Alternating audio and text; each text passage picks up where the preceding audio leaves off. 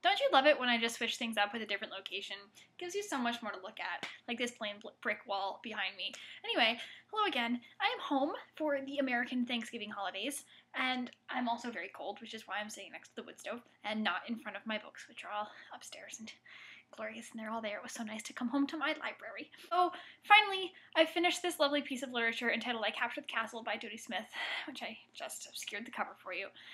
It's glorious. Catherine over at Chapter Stacks read it some time ago, aka in the summer, which is when I started reading it in August, and it's just now taken me this long to finish it. I finished it on Sunday, and it is now Friday. I know, just flying here and everything. It's taken a while. So I'm going to review it for you.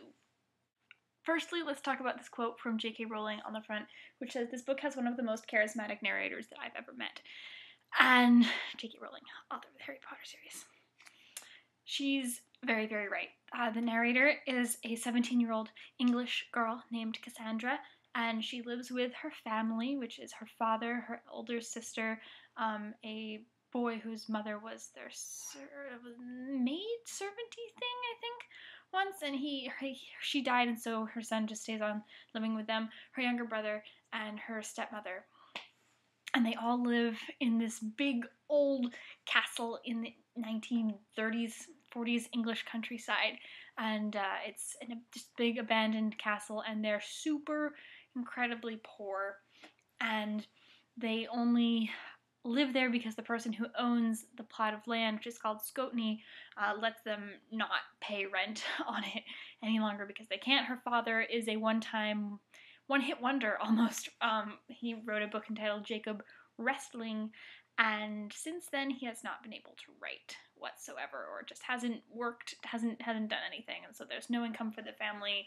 None of them really have any prospects because it's still that time where, you know, Cassandra and her elder sister Rose aren't really out working.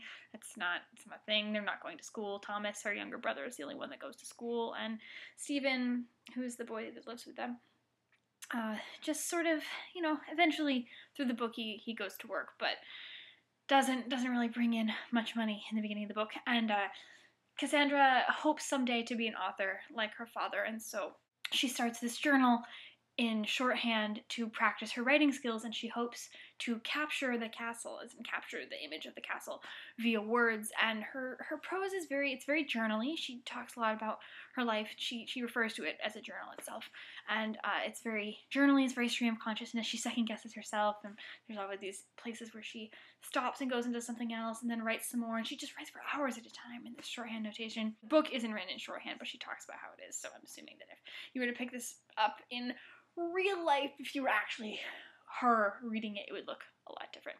Katie at Chapter Stacks described this book as quietly beautiful, which it very much is. She just paints this beautiful portrait of the English countryside and the castle, and her family, who she just describes beautifully. Her stepmother named Topaz is friggin' crazy, just really eccentric. Her whole family's kind of eccentric. I mean, they live in a castle. But she captures all of them perfectly. The Kiss is a super character-driven book. I mean, there's really no other plot other than what's happening with the characters, because the book really takes off when these two brothers, Neil and Simon, arrive at Scotney, which is the name of the land that they live on, and romantic happenings and adventures ensue, and the description of the capturing of the castle kind of stops for her, and it starts being more about her life. And Rose gets into some stuff with them, and she falls in love a little bit, and there's this whole messy love thing that goes on, and it's great.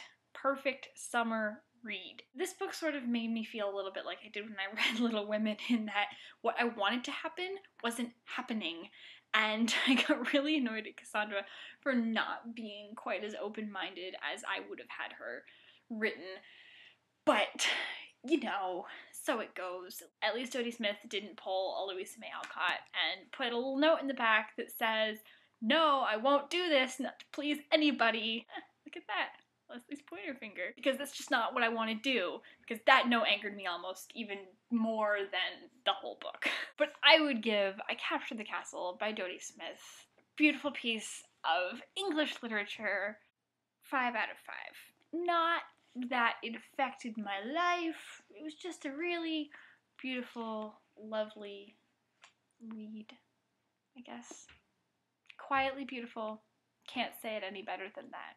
Anyway, I hope you all are well. If you live in the United States or just strongly identify with the US, I hope your Thanksgiving holiday was lovely. And if you're outside the US, I hope your Thursday was lovely, because mine was, and I ate a lot of pie because I like pie.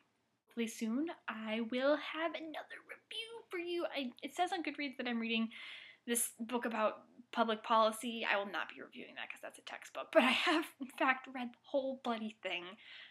And I'm very proud of that. Lovely lives, have lovely days, have lovely weeks, and I'll see you soon.